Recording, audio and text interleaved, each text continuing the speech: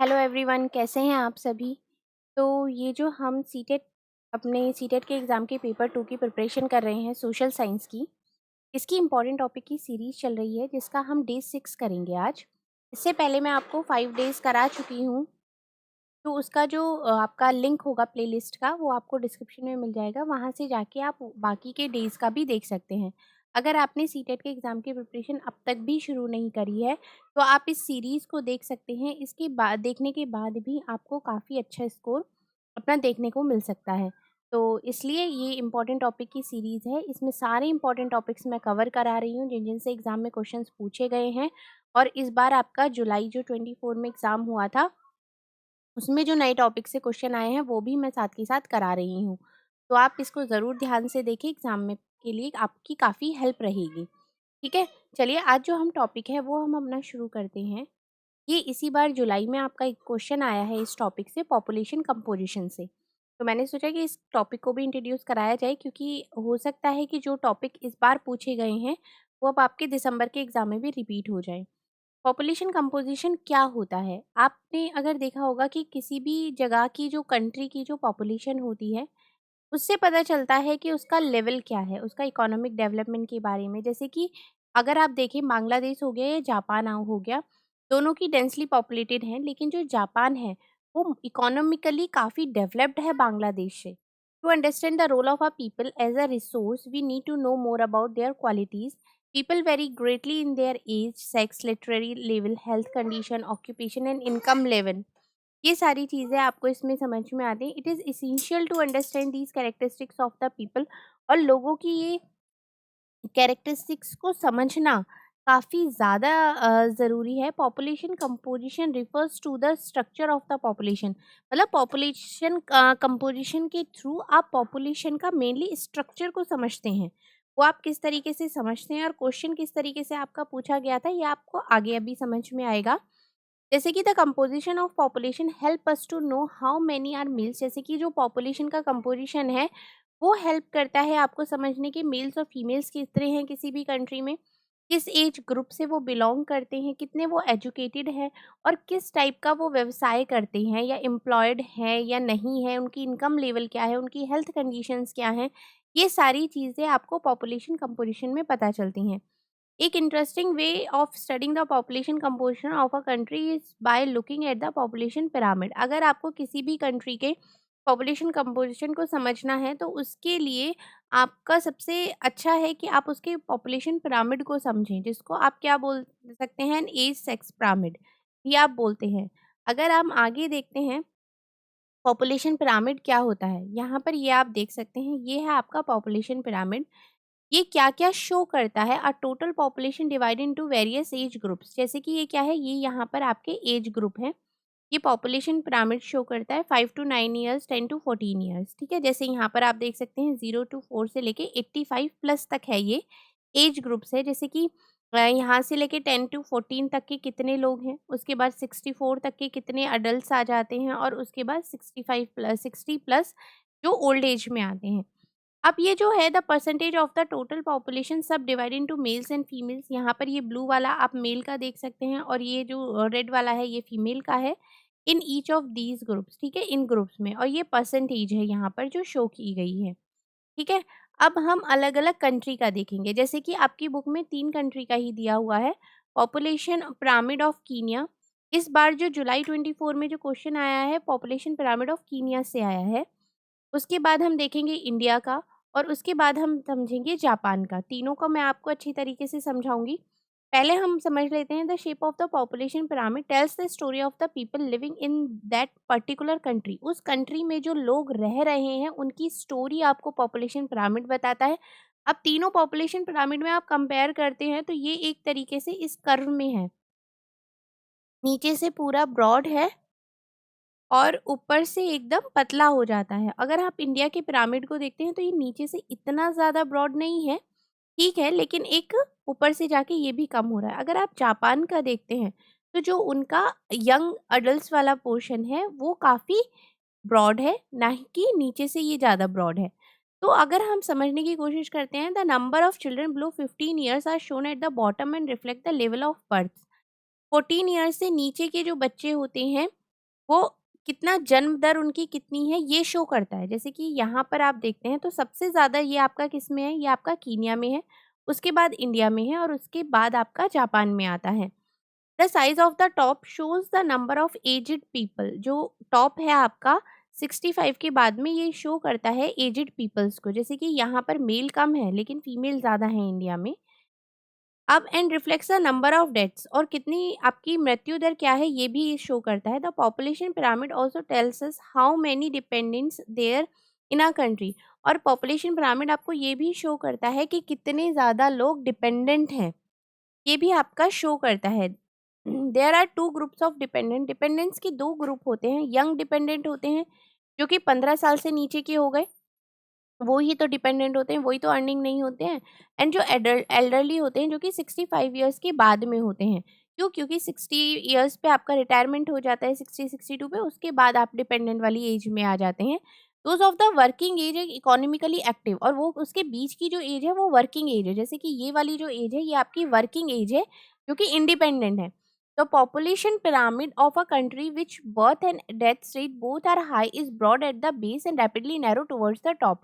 और जिस भी कंट्री की जो पॉपुलेशन है जिसमें बर्थ रेट बहुत ज़्यादा है और डेथ रेट भी बहुत ज़्यादा है, वो क्या होगा, वो उसका नीचे से बेस तो ब्रॉड होगा और ऊपर से एक तरीके से उसकी टेल टाइप हो जाएगी, बहुत पतली। तो ये क्या शो करता है कि इस कंट्री में बर्थ रेट भी हाई है और डेथ रेट भी आपका हाई है।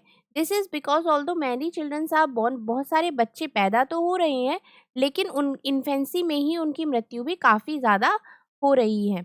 Relatively few becomes adult and there were very few old people.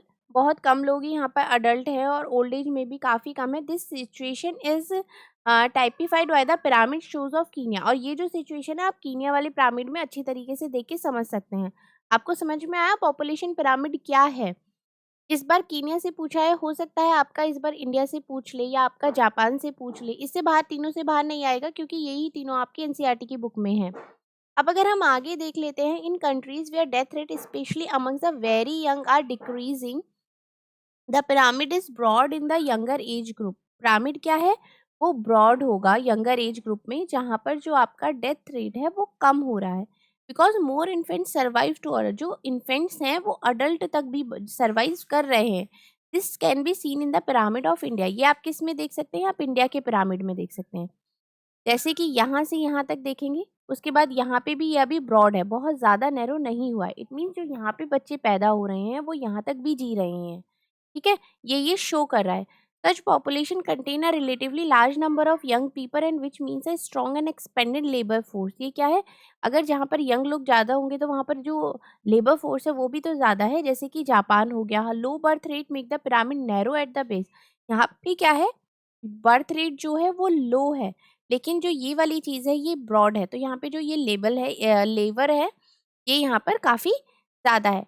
Decreasing death rate allow number of people to reach old age. अब जैसे कि डेथ रेट आपका घट रहा है तो इससे क्या होता है कि जो आपका ओल्ड एज है वो आपका लोग वहां तक पहुंच पा रहे हैं, स्किल्ड हो गए, spirited and hopeful young people endowed with a positive outlook are the future of any nation।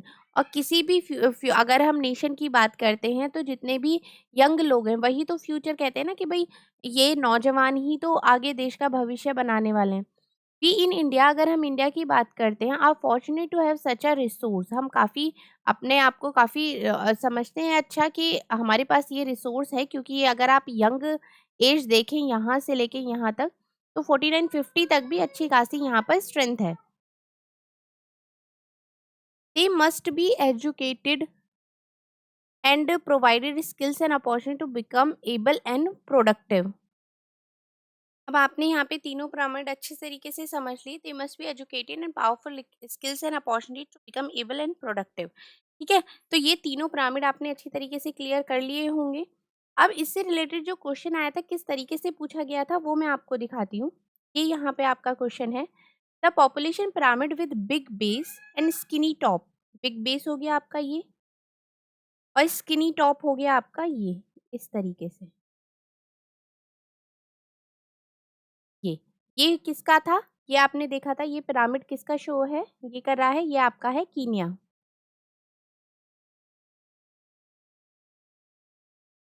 Kenya. ये क्या शो कर रहा है ये यहाँ पे आपको पता करना है। जैसे कि हाई बर्थ रेट तो यहाँ पर है, ये शो भी कर रहा है। High death rate in higher age groups, ये भी ये शो कर रहा है। और relatively large number of young population या large number of deaths of infant, अगर हम बात करते हैं जैसे कि large number of death on infant की, तो हो रहा है क्योंकि तभी तो वो अडल्ट एज में नहीं पहुंच पा रहे हैं, क्योंकि यहाँ पर जो डेथ रेट है वो काफ़ी ज़्यादा है। तो हाई आपका बर्थ रेट हो गया और हाई आपका हो गया डेथ रेट। अब बात आती है ए और डी, तो आपका हो गया। तो ये वाला ऑप्शन गया, इसमें भी नहीं है, इसमें भी नहीं है। देख लेते हैं नेक्स्ट आपका relatively large number of young population.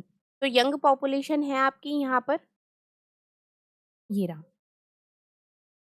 यहाँ पर जो आपकी है 15 से साल से लेके अगर हम 44 तक भी लगाते हैं तो भी ये यहाँ पर आपका यंग आता है। तो इसके 2 ऑप्शंस तो बिल्कुल आपके करेक्ट हो जाते हैं कि हाई बर्थ रेट है और जो इन्फेंट्स की नंबर ऑफ डेथ्स है वो भी काफ़ी ज़्यादा है। तो इसका जो ऑप्शन नंबर 1 होगा वो करेक्ट हो जाएगा, ए, सी और D, high birth rate, relatively large number of young population, और आपका D, large number of death of infants. High rate of death rate of higher age group भी है, लेकिन यहाँ पर इसमें ऑप्शन में नहीं है, तो हमें यही ऑप्शन आपका चूज़ करना पड़ेगा। तो आपको समझ में आ गया किस तरीके से ये क्वेश्चन पूछा जा रहा है। नेक्स्ट अगर हम आपका टॉपिक लेकर चलते हैं वो है आपका कोल्ड डेजर्ट लद्दाख। लद्दाख से आपका क्वेश्चन पूछा जाता है और इसका जो हॉट डेजर्ट है वो भी मैंने यहाँ पर टॉपिक ऐड किया है। अभी इसको समझ लेते हैं। Ladakh is the cold desert living in lying in the great Himalayas, जो कि हिमालय में है, ईस्टर्न साइड है जम्मू और कश्मीर का। The Karakoram range in the north and the Zanskar mountain in the south enclose it.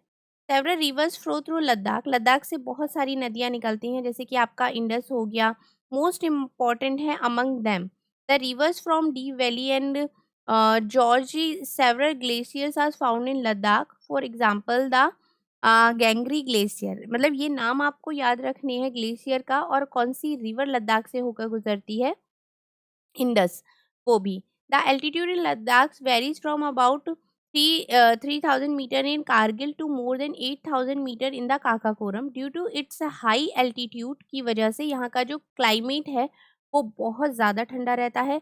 The air at this altitude is so thin, यहाँ की जो हवा है वो बहुत थिन है, that the heat of the sun can be felt intensely. The day temperature जो है समर्स में जस्ट अबव 0 डिग्री से ज़्यादा रहता है, और नाइट में जो टेम्परेचर होता है वो आपका -30 डिग्री तक पहुंच जाता है।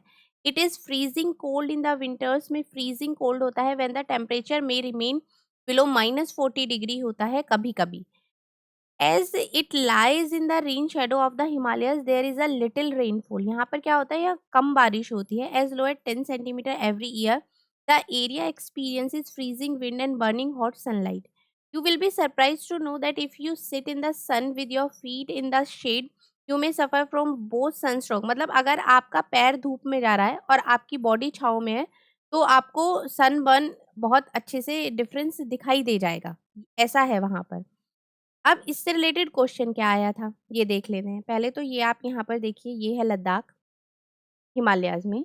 अब consider the following statement about Ladakh and choose the correct option.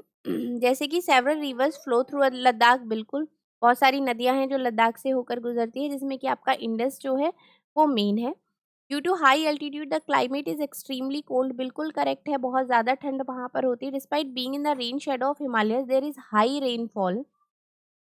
This area experiences freezing winds and burning hot sunlight. अब आपने यहाँ पर ये पॉइंट्स आपने यहीं पर पढ़े हैं इसमें। जैसे कि फ्रीजिंग कोल्ड है विंटर्स में, यहाँ पर लिटिल रेनफॉल होता है, हाई रेनफॉल नहीं होता है। तो ये वाला ऑप्शन आपका रॉन्ग हो जाएगा। तो इसके हिसाब से ए, बी और डी आपका करेक्ट हो जाएगा। ए, बी और डी, ऑप्शन नंबर 1 आपका करेक्ट आंसर हो जाएगा। ठीक है। अब अगर हम अपना एक और क्वेश्चन यहाँ पर देख लेते हैं, छोटा सा ही आता है, डेड सी से रिलेटेड। Swimmers can float in Dead Sea because, ये आपने देखा है ना, एनसीईआरटी की बुक अगर आपने पढ़ी है कोई भी चैप्टर, तो आपने देखा होगा कि साइड में इस तरीके के डू यू नो करके पॉइंट्स लिखे होते हैं। ये क्वेश्चन वहां से लिया गया है। जैसे कि swimmers can float in Dead Sea because wind blow at a very high speed over the surface of the sea water, more warm current than cold current earns originate in the sea. और अगर हम बात करते हैं the sea experience more high tides than low tides, the increasing salt content makes the sea dense. अगर आप यहाँ पे इसका पढ़ते हैं explanation, Dead Sea in Israel has salinity of 340 grams per liter of water. Swimmers can float in it because the increasing salt content make it dense. तो इसका जो आंसर हो जाएगा आपका ऑप्शन नंबर 4 हो जाएगा। मतलब इस तरीके से जो ये साइड्स में लिखे होते हैं ना, यहाँ से क्वेश्चंस पूछे जा रहे हैं। जैसे कि एक और इसमें आता है, which particular region in India is known as the little Tibet. Little Tibet के नाम से किसको जाना जाता है? लद्दाख को। Ladakh is a region of India known as little Tibet because it has a strong Buddhist heritage and cultural similarities with Tibet. मतलब वहाँ पर जो बुद्धिस्ट हेरिटेज है वो बहुत ज़्यादा है, बहुत सिमिलैरिटीज हैं वहाँ पर, तिब्बत का वो कल्चर फॉलो करते हैं। The Tibetan culture is dominant in this region and it shares many tradition and architectural styles with Tibet. इसलिए लिटिल तिब्बत किसको कहा जाता है? लद्दाख को कहा जाता है। अगर अगर हम अब आपका नेक्स्ट टॉपिक देखते हैं, वो आ जाता है आपका सहारा डेजर्ट। नेक्स्ट आपका आता है द हॉट डेजर्ट सहारा। इससे भी आपका क्वेश्चन आया है। ये आप देख सकते हैं, ये यहाँ पे सहारा डेजर्ट की इमेज है और ये यहाँ पे अफ्रीका में, ये जो व्हाइट वाला पोर्शन आपको दिख रहा है ये सहारा डेजर्ट में आता है। The Sahara desert covering a large part of North Africa का बहुत बड़ा पार्ट इसने कवर किया हुआ है और ये वर्ल्ड का लार्जेस्ट डेजर्ट है। It has an area of around 8.54 million square kilometre का इसका एरिया है।